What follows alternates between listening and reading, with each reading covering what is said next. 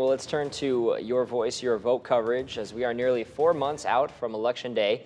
Today, President Joe Biden is expected to sit down with Democratic governors in another attempt to course correct after last week's debate. Former President Donald Trump, meanwhile, is in the clear to focus on his campaign this summer, with several of his legal challenges facing delays. ABC's Christiane Cordero reports.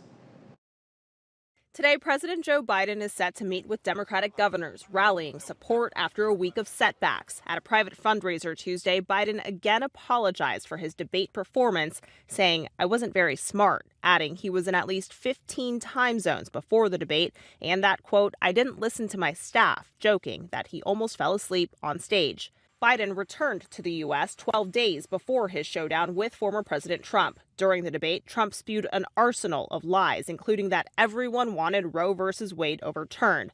But much of the fallout since has called Biden's fitness into question, including from within the Democratic Party. I think it's a legitimate question to say, is this an episode or is this a condition? The White House is pushing back. What I can tell you is that he had a cold and a bad night. I would not see this as an episode. And a new poll released by CNN shows Vice President Kamala Harris performing better against Trump than Biden. She is in the majority of Democratic leaders doubling down support. Look, Joe Biden is our nominee.